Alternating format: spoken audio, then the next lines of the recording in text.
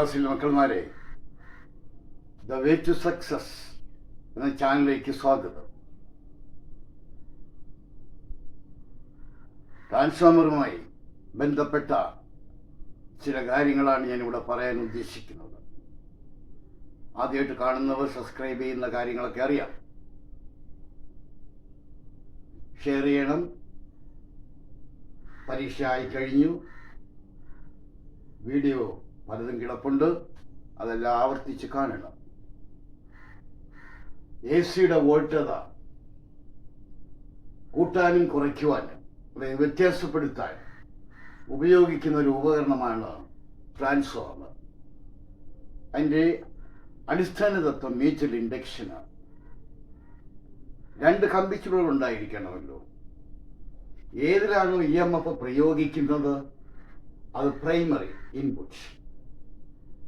ഏതിലാണോ EMF induce ചെയ്യുന്ന, പ്രേരണം ചെയ്യുന്നത്, അത് ഔട്ട്പുട്ട് അല്ലെങ്കിൽ സെക്കൻഡറി.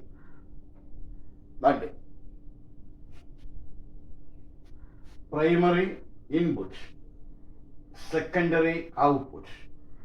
ഫോർ എക്സാമ്പിൾ, പ്രൈമറിയിൽ സ്വിച്ചിന്റെ എണ്ണം കുറവ്, സെക്കൻഡറി സ്വിച്ചിന്റെ എണ്ണം കൂടുതൽ.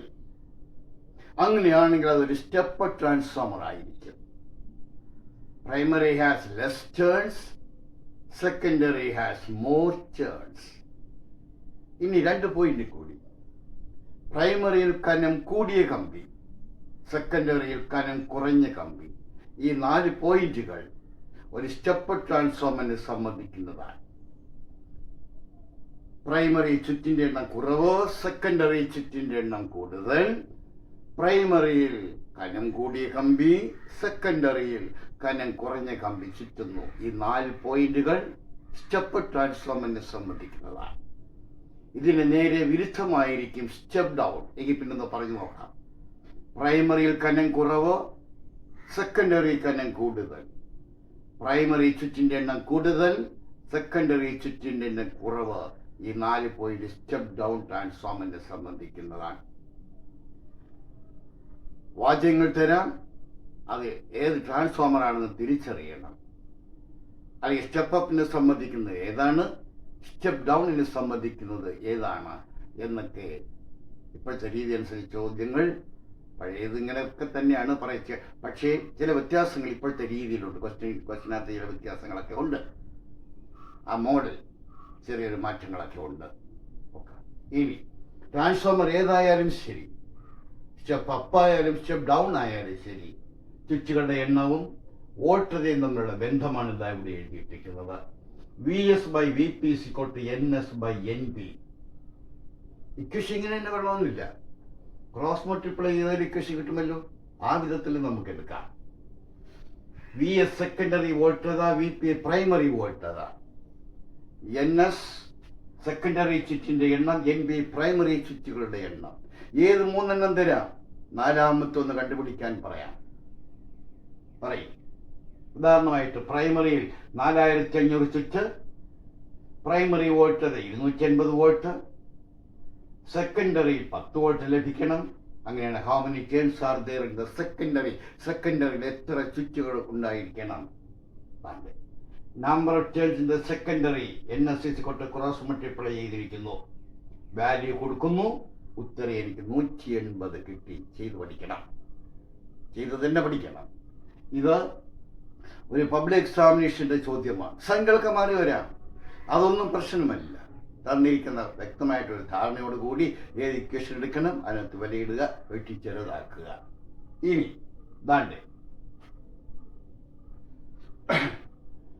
പ്രൈമറിയിലെ കറണ്ടും പ്രൈമറിയിലെ വോൾട്ടതയും, സെക്കൻഡറിയിലെ കറണ്ടും സെക്കൻഡറി വോൾട്ടതയും, അത് ഇൻപുട്ട് പവറും ഔട്ട്പുട്ട് പവറും തുല്യമായിരിക്കും. ട്രാൻസ്ഫോമർ വോൾട്ടത കൂടാം കുറയാം, കറണ്ടിൽ വ്യത്യാസം വരാം, പക്ഷേ പവർ ലോസ് ഇല്ല. അതുകൊണ്ട് ഇൻപുട്ടിൽ എത്ര പവർ ഉണ്ടോ അത്രയും തന്നെ പവർ സെക്കൻഡറിയിലും ഉണ്ടാകും.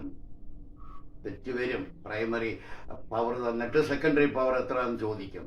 നമ്മൾ ഇരുന്ന് ആലോചിക്കും. കണ്ടുപിടിക്കണോ? വേണ്ട. പ്രൈമറി പവർ ഉണ്ട്, അത് തന്നെയായിരിക്കും സെക്കൻഡറിയിലെ പവർ.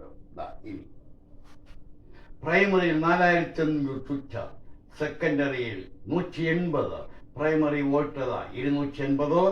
പ്രൈമറിയിലെ കറണ്ട് കറണ്ട് 0.1 കണ്ടുപിടിക്കുന്നത്. സെക്കൻഡറി വോൾട്ടത എത്ര, സെക്കൻഡറിയിലെ കറണ്ട് എത്ര കണ്ടുപിടിക്കാനാണ്. ഇതാണ്ട് സെക്കൻഡറി വോൾട്ടത ഇക്വേഷൻ ഉണ്ടല്ലോ, ഇതിനകത്ത് ക്രോസ് മൾട്ടിപ്ലൈ ചെയ്തു. VS = NS × VP/NP വിലയിട്ടു, ചെറുതാക്കി. അപ്പോൾ സെക്കൻഡറി എനിക്ക് 10 വോൾട്ട് കിട്ടി. ഇനി second current കണ്ടുപിടിക്കണമെങ്കിൽ IS = IP × VP/VS അതിൽ വിലയിട്ടു. ദശാംശമൊക്കെ മാറ്റേണ്ട കാര്യമില്ല, ഗുണിച്ചിട്ടൊരു സ്ഥാനം മാറ്റിയാൽ മതിയല്ലോ. 0 പോയി, 25 × 1 25, ഒരു സ്ഥാനം മാറിയപ്പോൾ 2.5 ആംപിയർ. ചെയ്ത് തന്നെ പഠിക്കണം. ഇനി ഇതൊന്ന് നോക്കിയേ.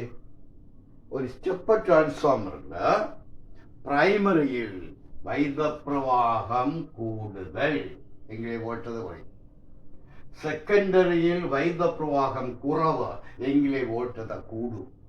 ഇത് വളരെ പ്രാധാന്യം. എവിടെയാണ് വൈദ്യുതപ്രവാഹം കൂടുതൽ, എവിടെയാണ് വൈദ്യുതപ്രവാഹം കുറവ്? സ്റ്റെപ്പ് അപ്പിനകത്ത്. ഇതിന് വിരുദ്ധമാണ് സ്റ്റെപ്പ് ഡൗൺ.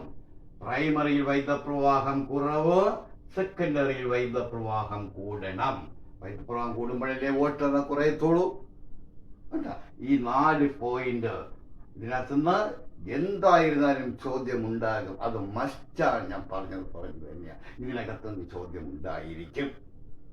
എഴുതിയിട്ടിരിക്കുന്നുണ്ടോ? ഇൻപുട്ട് പവറും